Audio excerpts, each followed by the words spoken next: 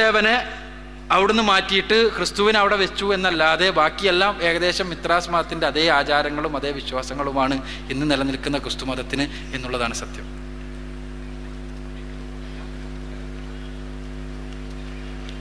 അടുത്ത ചോദ്യം ഇവിടെ പ്രസ് ഗാലറി എന്നുള്ളതാണ്.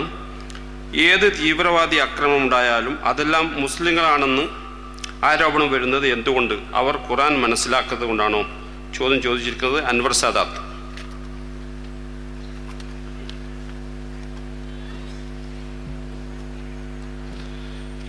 ഏത് തീവ്രവാദി ആക്രമണം ഉണ്ടായാലും അത് മുസ്ലിങ്ങളാണ് എന്ന ആരോപണം ഉണ്ടാകുന്നത് എന്തുകൊണ്ടാണ്? അവർ ഖുർആൻ മനസ്സിലാക്കാത്തത് കൊണ്ടാണോ എന്നാണ് ചോദ്യം.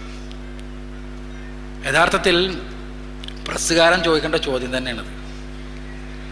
എന്താന്ന് വെച്ചാൽ മീഡിയയാണ് ഇത്തരമൊരു ആരോപണത്തിൻ്റെ ഏറ്റവും അടിസ്ഥാനപരമായ ഭൂമിക എന്നുള്ളത് കൊണ്ടാണ് ഞാനത് പറഞ്ഞത്. മീഡിയ എന്ന് പറഞ്ഞാൽ നമ്മൾ വിചാരിക്കുന്നത് പോലെ കേവലം ആശയങ്ങളുടെ അല്ലെങ്കിൽ വിവരങ്ങളുടെ സംവേദനം നടത്തുന്ന ഒരു സ്ഥാപനം എന്നതിലപ്പുറത്ത് ചില ആശയങ്ങളുടെ അധീശത്വം നിർവഹിക്കുന്ന ഒരു കൃത്യമായ പ്രസ്ഥാനമാണ് എന്നതാണ് സത്യം. ആ ആശയങ്ങളുടെ അധീശത്വം എന്താണ് ആശയങ്ങൾ? അതാണ് സാമ്രാജ്യത്വത്തിൻ്റെ ആശയങ്ങൾ.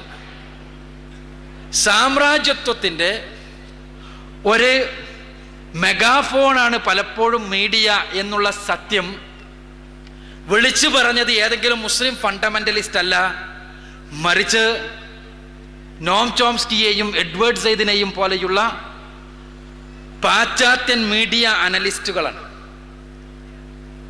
അവർ പറഞ്ഞത് മീഡിയ നമുക്ക് ഏത് വാർത്ത തരുമ്പോഴും അത് കഴിഞ്ഞ ഒരു നൂറ്റാണ്ടായി മുസ്ലിമിനെ ഭീകരവൽക്കരിക്കുക എന്ന ലക്ഷ്യത്തോടു കൂടിയാണ് ആ വാർത്തയുടെ നിർമ്മാണവും സംവിധാനവുമെല്ലാം എന്നാണ്.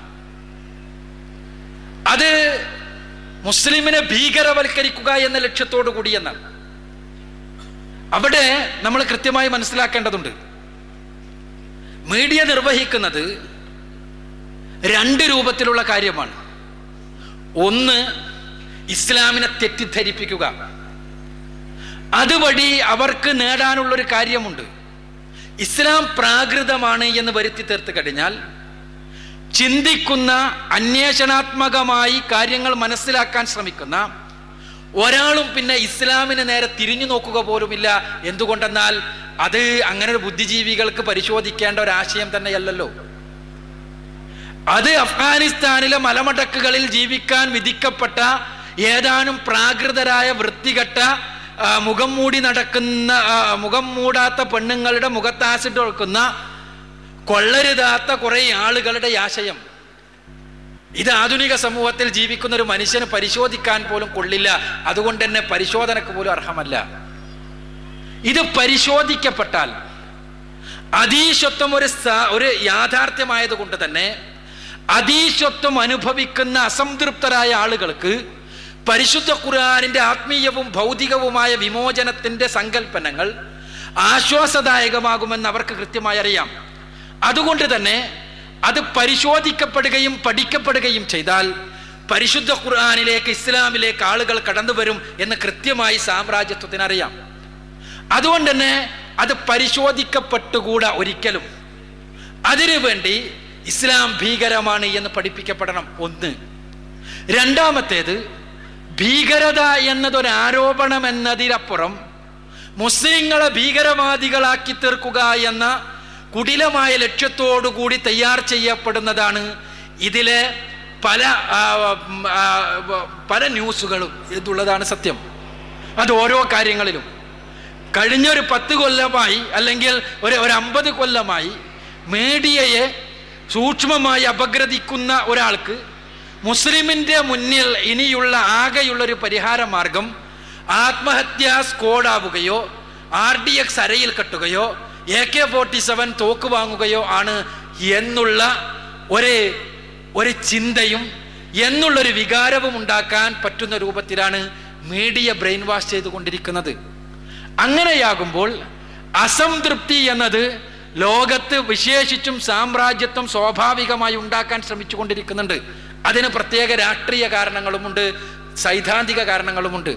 രാഷ്ട്രീയ കാരണങ്ങൾ, മുസ്ലിങ്ങൾ കൂടുതലുള്ള സ്ഥലത്താണ് എണ്ണയും വെള്ളവും ഉള്ളത് എന്നതാണ് രാഷ്ട്രീയമായ കാരണങ്ങളെങ്കിൽ, സൈദ്ധാന്തികമായ കാരണങ്ങൾ ആഗോളവൽക്കരണത്തിൻ്റെ പേരിലുള്ള കച്ചവടവൽക്കരണത്തിന്, അതിൻ്റെ ഭാഗമായുള്ള മാർക്കറ്റിങ്ങിന് ഇസ്ലാമിക സിദ്ധാന്തങ്ങൾ എതിരാകുന്നു എന്നതാണ് അതിൻ്റെ ദാർശനികമായ കാരണങ്ങൾ. ഇസ്ലാമിക സിദ്ധാന്തങ്ങൾ പ്രകാരം മുന്നോട്ട് പോയാൽ മാർക്കറ്റിംഗ് നടക്കില്ല എന്നതുകൊണ്ട്, മാർക്കറ്റിങ്ങിന് വേണമെങ്കിൽ പെണ്ണും ലഹരിയും അതേപോലെ തന്നെ സ്ത്രീ സൗന്ദര്യവും ലോട്ടറിയും പലിശയുമെല്ലാം അനിവാര്യമാണ് എന്നതുകൊണ്ട്, അവിടെ ഇസ്ലാമിക സിദ്ധാന്തങ്ങൾ നിലനിൽക്കുന്ന ഒരു സമൂഹത്തിൽ മാർക്കറ്റിംഗ് സാധ്യമല്ല എന്നതുകൊണ്ട് ആ സിദ്ധാന്തങ്ങളെ തമസ്കരിക്കുക എന്നതും മീഡിയക്ക് ആവശ്യമാണ്, സാമ്രാജ്യത്വത്തിന് ആവശ്യമാണ്. ഞാൻ സൂചിപ്പിക്കുന്നത് അതുകൊണ്ട് തന്നെ മുസ്ലിങ്ങൾ ഉള്ള സ്ഥലങ്ങളിൽ പെട്രോളും ഈ വെള്ളവും ഉള്ളത് കൊണ്ടും, മുസ്ലിങ്ങൾ ഉള്ള സ്ഥലങ്ങളിൽ ഇസ്ലാമിക ആദർശം അവർ സ്വീകരിച്ചു കഴിഞ്ഞാൽ തങ്ങളുടെ കച്ചവടം നടക്കില്ല എന്നതുകൊണ്ടും, അവിടങ്ങളിൽ രാഷ്ട്രീയമായ അസ്ഥിരതയുണ്ടാക്കേണ്ടത്, അവിടങ്ങളിൽ പ്രശ്നങ്ങൾ ഉണ്ടാക്കേണ്ടത് അനിവാര്യമായ ആവശ്യമായി തീരുന്നു. ആ അനിവാര്യതയിൽ ആ പ്രശ്നങ്ങൾ ഉണ്ടാകണമെങ്കിൽ തന്നെ പഴയതുപോലെ അധീശത്വത്തിന്, കോളനിവൽക്കരണത്തിന് സാധ്യമല്ല. അതുകൊണ്ട് തന്നെ അവിടെ നിന്ന് തീ പുകയണം. അവിടെ തീ പുകയണമെങ്കിൽ അവിടെ അസംതൃപ്തി സൃഷ്ടിക്കണം. ആ അസംതൃപ്തിയുടെ ഒരേ ഒരു പരിഹാരം തീയാകണം, ഒരേ ഒരു പരിഹാരം സ്ഫോടനമാകണം, RDX ആകണം, ആത്മഹത്യാ സ്ക്വാഡാവണം. അങ്ങനെയാകുമ്പോൾ അത് ചെയ്യാൻ അവർ നിർബന്ധിതരാകും. അത് ചെയ്യുമ്പോൾ ലോകത്തിൻ്റെ മുന്നിൽ തെളിവാകുമ്പോൾ അവിടെ കൈകാര്യം ചെയ്യാൻ സാമ്രാജ്യത്വത്തിന് അവസരമാകുമ്പോൾ രാഷ്ട്രീയമായ ആധിപത്യത്തിന് സാധിക്കുകയും ചെയ്യും.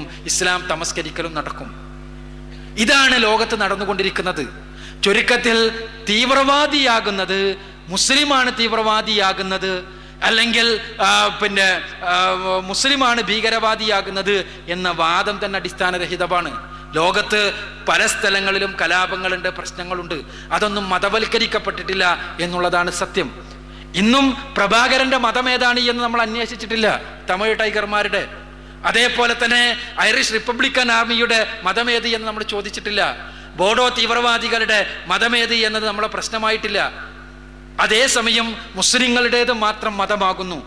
അവിടെ മുസ്ലിങ്ങളുടെ ഉള്ളിടത്ത് എന്തുകൊണ്ട് കലാപം ഉണ്ടാകുന്നു എന്നുള്ള ചോദ്യത്തിന് ഉത്തരം അവിടെയാണ് അസംതൃപ്തി വളർത്തുന്നത്, അവിടെയാണ് ചൂഷണം ചെയ്യപ്പെടുന്നത്, അവിടെയാണ് അധീശത്വത്തിന് ശ്രമിക്കുന്നത് എന്നാണ്. അവിടെ എന്തുകൊണ്ട് തീവ്രവാദികൾ ഉണ്ടാകുന്നു എന്നുള്ള ചോദ്യത്തിന് ഉത്തരം ഖുർആൻ കൊണ്ടല്ല, നിങ്ങൾ മീഡിയ അവരെ അത് പഠിപ്പിച്ചത് കൊണ്ടാണ്, അതല്ലാതെ വേറെ മാർഗമില്ല എന്നതാണ്. അവരറിയാതെ മസ്തിഷ്ക പ്രക്ഷാളനം ചെയ്യപ്പെട്ടിട്ടുള്ളത്. അവരെ ഖുർആനിന്റെ മാർഗത്തിലേക്ക് തിരിച്ചു കൊണ്ടുവരാനാണ്, അവരെ സുന്നത്തിന്റെ മാർഗത്തിലേക്ക് തിരിച്ചു കൊണ്ടുവരാനാണ് ഇസ്ലാമിക പ്രബോധക പ്രസ്ഥാനങ്ങൾ ശ്രമിക്കുന്നത്. അപ്പോൾ മീഡിയയും അല്ലെങ്കിൽ സാമ്രാജ്യത്വവും മുസ്ലിങ്ങളുടെ അജണ്ട നിർണ്ണയിക്കുന്നതിന് പകരം ഖുർആനും സുന്നത്തും അജണ്ട നിർണ്ണയിക്കുന്ന അവസ്ഥയുണ്ടാകും. അങ്ങനെയാകുമ്പോൾ പ്രശ്നങ്ങൾക്ക് പരിഹാരം ഖുർആനിന്റെ സുന്നത്തിന്റെ അടിസ്ഥാനത്തിലുണ്ടാകും. അങ്ങനെയാകുമ്പോൾ ഒരിക്കലും ആത്മഹത്യയുടെ വക്താക്കളല്ലാതെ സൃഷ്ടിയുടെയും പുനഃസൃഷ്ടിയുടെയും പുനരേകീകരണത്തിൻ്റെയും ആ പ്രബോധനത്തിൻ്റെയും എല്ലാം വക്താക്കളായി മുസ്ലിങ്ങൾ മാറും. അതിനുവേണ്ടിയാണ് ഇസ്ലാമിക പ്രബോധക സംഘങ്ങൾ പരിശ്രമിക്കുന്നത്. അതാണ് ഇത്തരം പരിപാടികളുടെയും ആത്യന്തികമായ ലക്ഷ്യം. സഹോദരങ്ങളെ, ഇനിയും നമുക്ക് ഒരുമിച്ച് കൂടേണ്ടതുണ്ട്. നാളെ ഞാൻ ഇവിടെ ഇത് അവസാനിപ്പിക്കുമ്പോൾ വീണ്ടും എനിക്ക് നിങ്ങളോട് പറയാനുള്ളത്, പരിശുദ്ധ ഖുർആൻ സൃഷ്ടിച്ച വിപ്ലവത്തെ, പരിശുദ്ധ ഖുർആൻ ചരിത്രത്തിൽ ചെലുത്തിയ മാറ്റത്തെ നമ്മുടെ ജീവിതത്തിനകത്തേക്ക് നമ്മൾ സന്നിവേശിപ്പിക്കുക എന്നാണ്. ആ ഖുർആനിൻ്റെ ജീവിക്കുന്ന തെളിവുകളായി, ഉദാഹരണങ്ങളായി, ജീവിക്കുന്ന ഖുർആനുകളായി തീരാൻ നാം ശ്രമിക്കുക. അപ്പോൾ ലോകത്തിൻ്റെ മുന്നിൽ കലകുനിക്കാതെ നിൽക്കാൻ, പരിശുദ്ധ ഖുർആന്റെ തിരുസുന്നത്തിന്റെ വക്താക്കളായി, ശക്തമായി ആദർശ പ്രബോധനത്തിന്റെ ആളുകളായി തീരാൻ നമുക്ക് കഴിയും. അതിന് നമുക്ക് സാധിക്കണം. അല്ലാഹു സുബ്ഹാനഹു വ തആല നമ്മെ അതിന് അനുഗ്രഹിക്കുമാറാകട്ടെ. വാഖിറു ദഅവാന അൽഹംദുലില്ലാഹി റബ്ബിൽ ആലമീൻ. അസ്സലാമു അലൈക്കും. ഇന്നത്തെ ഈ പരിപാടി